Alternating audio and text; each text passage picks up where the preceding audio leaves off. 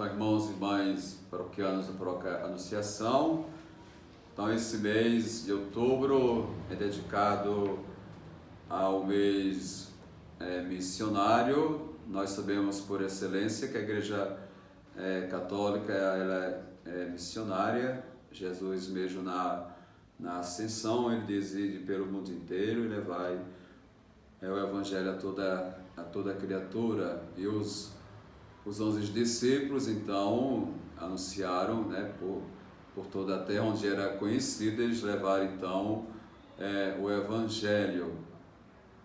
E até hoje então a igreja ela é missionária, Então a essência da Igreja Católica é a missão. Então nós estamos então nesse mês de outubro e o mês então é dedicado às missões.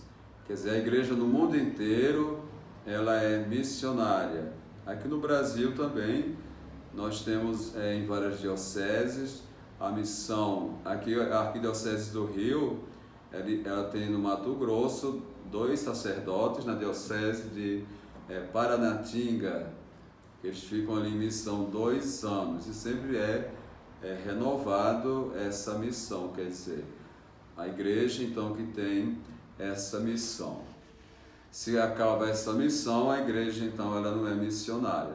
Então que a gente também possa então rezar pelos missionários. Quer dizer, são pessoas que deixam os seus países para se enculturar, quer dizer, falar outra língua, ter outros costumes. O ano passado eu estive em Fátima e lá tinha padres de Moçambique, da África, de Angola, mas eles não eram africanos, eles eram padres indianos, mas eles faziam missão na África. Então, para dizer como é bonito então a missão na Igreja Católica. Aqui nós temos mais missão na região norte, nos estados da Amazônia e do Pará. Principalmente vem padres da Itália. Então são sacerdotes que ali dão a vida evangelizando, principalmente na diocese que agora é Arquidiocese de Santarém. Então ali muitos sacerdotes da Itália, eles dão ali a sua vida, ou muitas vezes vem freiras americanas, como a irmã Dorothy, que morreu por causa de trabalhar pelos mais pobres, deu a vida então pelo povo ali daquela região amazônica. Então, e no mundo inteiro, principalmente na África, a África que é um lugar de missão. Aqui no Brasil, então, a gente precisa de missão também no Nordeste. Era tão bom se nós aqui da Arquidiocese do Rio, que somos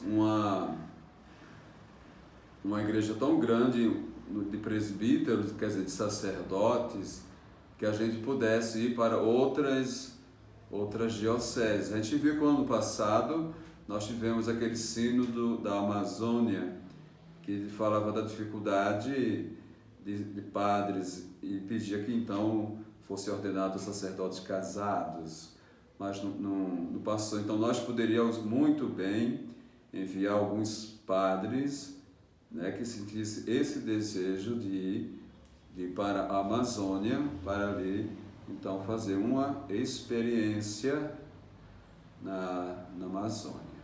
Também esse mês de outubro é dedicado ao Rosário. Nós celebramos então agora na quarta-feira o dia de Nossa Senhora do Rosário, que apareceu a São Domingos de Gusmão.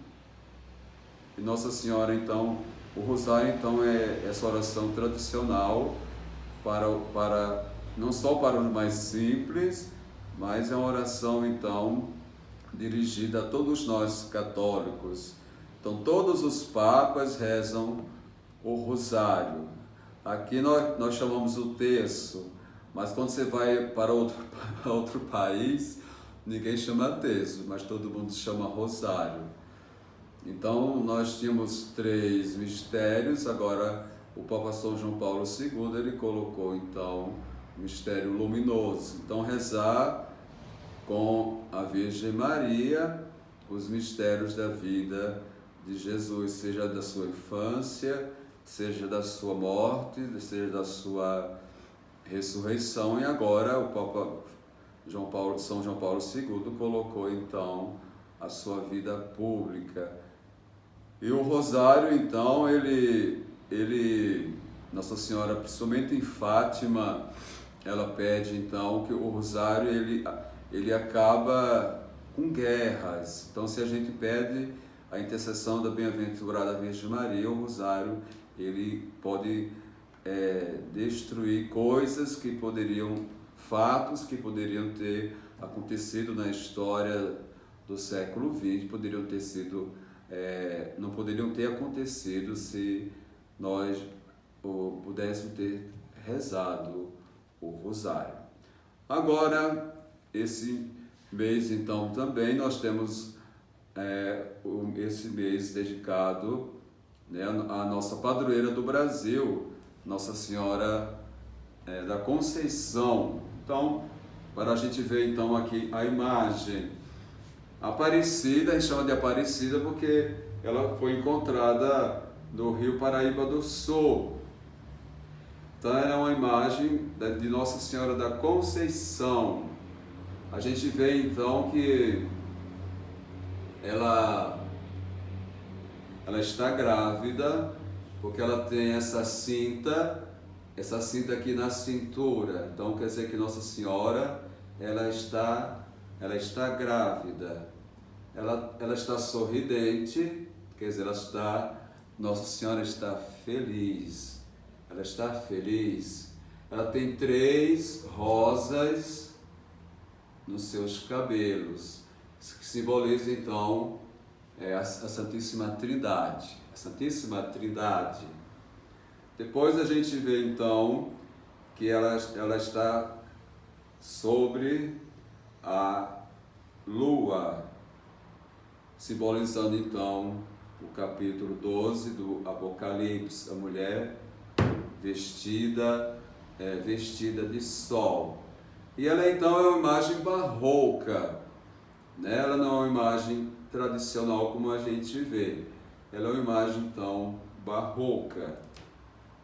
E ela é feita então de barro, quer dizer, de argila, né? Agora a gente vai falar então um pouco do encontro da imagem de Nossa Senhora da Conceição Aparecida. Então nós sabemos que ela foi encontrada em 1717, então há 303 anos agora vai fazer, né? 3 séculos então que a imagem ela foi encontrada no Rio Paraíba por 3 pescadores, dentro, né, do Rio Paraíba. Então naquele tempo a cidade que existia era Guaratinguetá, mas ela estava antes de Guaratinguetá. Mas como foi? Será que a imagem foi encontrada ali? Alguns historiadores dizem que talvez tinha uma cidade próxima chamada Roseira, que tinha uma capela. Então talvez essa imagem poderia estar na capela desse povoado Roseiras, né? E a imagem então ela é encontrada, como nós sabemos, com o corpo separado da cabeça. Outros dizem que talvez alguém tenha a imagem, mas como a imagem talvez tinha caído e quebrado, e a pessoa tenha, como caiu e quebrou, tenha jogado no rio. Porque é como nós sabemos, se uma coisa é sacra, quer dizer, eu enterro, e se alguém morava próximo do rio, Paraíba jogou a imagem dentro do rio. Então, até hoje ninguém sabe explicar porque a imagem foi encontrada dentro do rio Paraíba. Então, nós sabemos então que nesse tempo em que a imagem foi descoberta, era Brasil colônia, né? Era tempo do ouro. E entre Rio de Janeiro, Minas e São Paulo, havia então essa questão do ouro, dos escravos. E Guaratinguetá e Paraty e Mariana eram os lugares onde havia muito conflito. Então Portugal manda então um governador para resolver todo esse conflito. Então o conde que morava em Guaratinguetá, então ele manda então que os pescadores vão até o rio e vão pescar para que encontrem peixe para a refeição de toda aquela comitiva que ia chegar em Guaratinguetá. E eles, como são homens da pesca, falou que não, aquela época era uma época que não tinha peixe. Então, mas segue as ordens e vão. Então eles passam a noite pescando e tentam, e de repente eles encontram então, né, algo nas suas redes. Eles encontram então o corpo da imagem.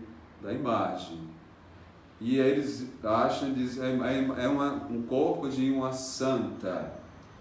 E envolve, é bonito isso, eles envolvem com um pano a imagem, o corpo da imagem. Depois, procurando mais um pouco, eles encontram a cabeça. Então é bonito isso, né?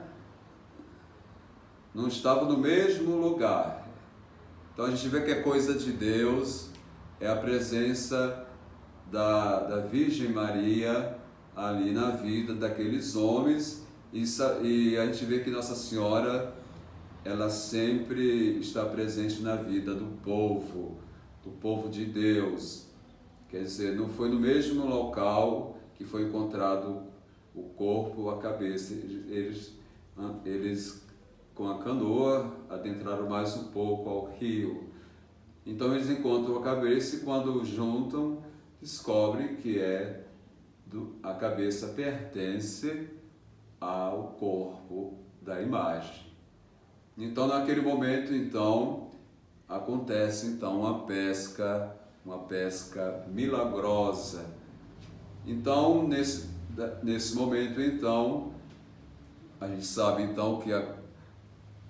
começa o culto. Eles levam Nossa Senhora para casa. Então os peixes vão para o governador e toda a sua comitiva, né? Mas o importante que acontece no rio é o encontro da imagem, né, de Nossa Senhora, e aí acontece o culto. O primeiro milagre é o milagre do escravo Zacarias, né, que quando a imagem passa, ele pede a Nossa Senhora que o liberte, e as correntes se rompem, e o escravo Zacarias é liberto, porque nesse momento era momento de escravatura, quer dizer, os escravos que entravam pelo porto de Paraty iam para lá, para toda aquela região de Minas, São Paulo e Guaratinguetá, né? Nossa Senhora então ela liberta. Um dos seus primeiros milagres é a libertação de um escravo. E ali então começa muitos milagres e começa então a devoção à Nossa Senhora da Conceição e Aparecida por causa da aparição nas águas. Então, só para então finalizar, para a gente finalizar então, em 1868, Francisco, um homem muito rico, fazendeiro de Mariana, é o primeiro então a mandar as mulheres confeccionar um manto. Então eles confeccionam um manto dourado com ouro. Então ele oferecem isso a Nossa Senhora. Então eles vestem então aquela que era cultuada com um manto. Essa bandeira do Brasil e do Vaticano depois mais para cá, em 1900. Então ele reveste então a imagem com o manto que era todo de ouro. A princesa Isabel também. A princesa Isabel não podia ter filho, era casada com o Conde d'Eu em francês. A princesa Isabel ela não podia ter filho, então ela já tinha libertado então os escravos, no dia 13 de maio de 1888. Então ela pede a intervenção de Nossa Senhora Aparecida, que ela queria dar à luz. Então, depois dessa intervenção, desse pedido, a princesa Isabel então ela tem três filhos, E com isso então ela coroa Nossa Senhora, mas para isso é preciso um decreto. Então, no dia 8 de setembro o Papa, no dia 8 de setembro de 1904, o Papa Pio X, ele dá esse decreto para que a princesa Isabel, então ela vai lá em Aparecida e coroa Nossa Senhora. Deixa eu ver aqui.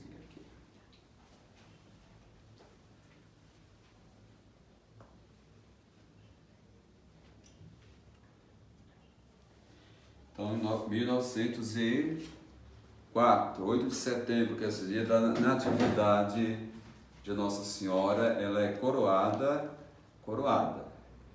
Agora, em 1930, o Papa Pio XI, no dia 28 de novembro, o Papa Pio XI ele declara a Nossa Senhora rainha e padroeira do Brasil, Então ela é padroeira então do Brasil.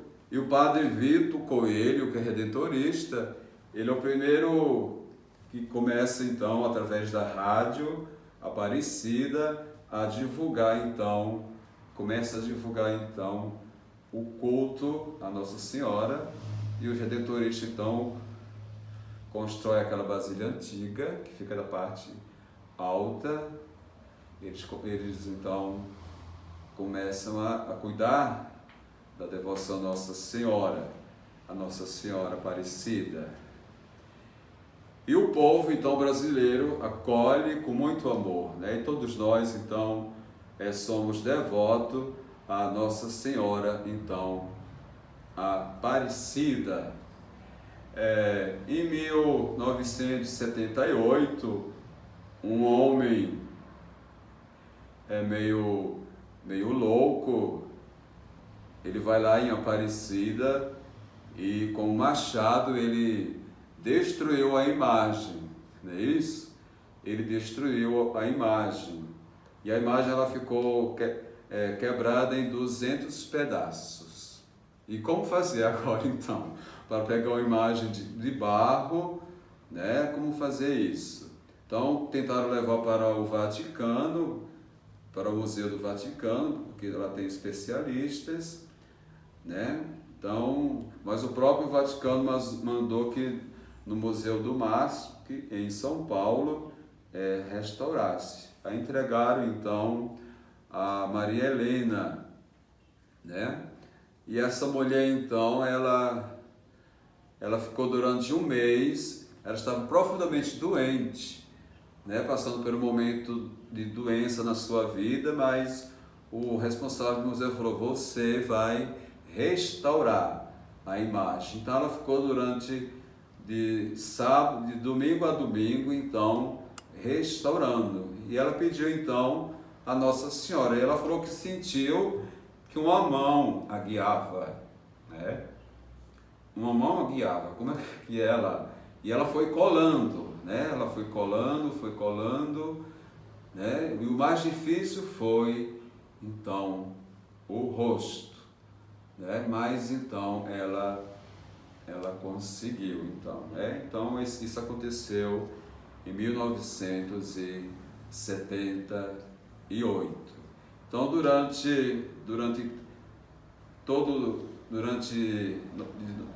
de 3 em 3 meses ela vai então até o santuário e ela vira. Então nós sabemos que lá dentro tem a capela dos apóstolos.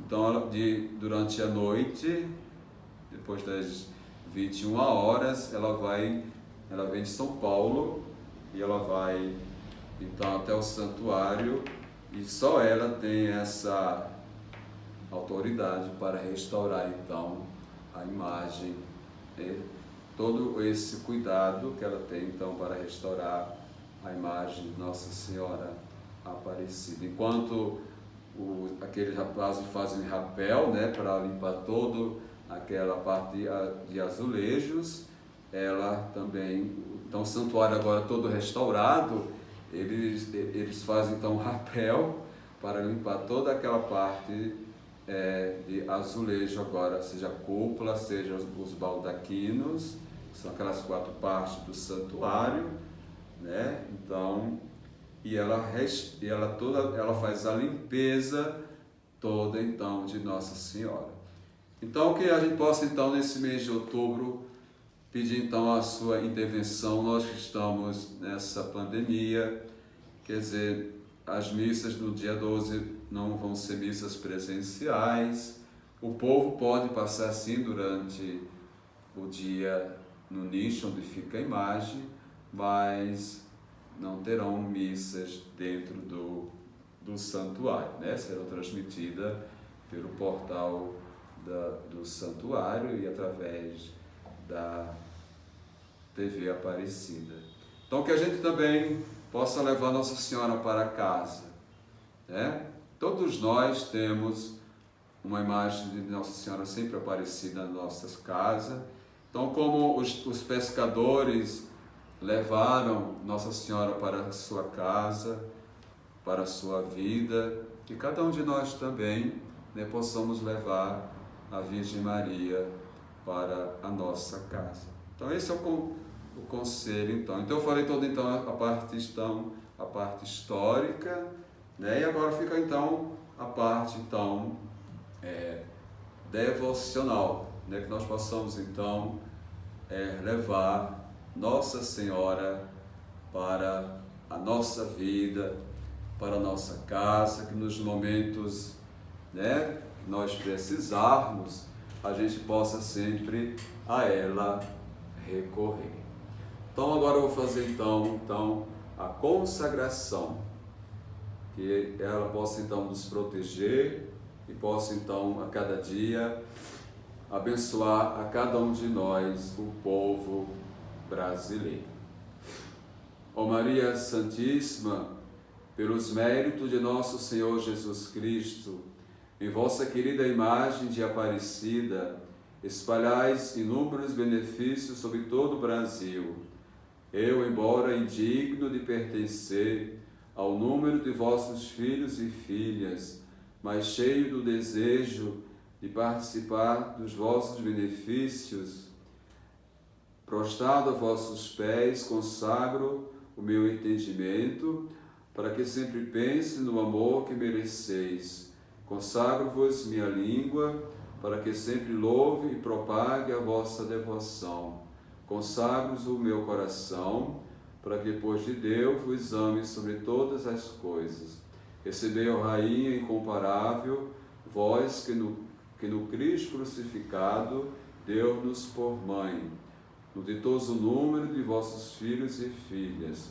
Acolhei-me debaixo de vossa proteção, socorrei-me em todas as minhas necessidades espirituais e temporais, sobretudo na hora da minha morte. Abençoai-me, ó celestial cooperadora, e com vossa poderosa intercessão, fortalecei-me na minha fraqueza, a fim de que, servindo-vos nesta vida, possa louvar-vos, amar-vos e dar-vos graças do céu por toda a eternidade. Assim seja. Amém.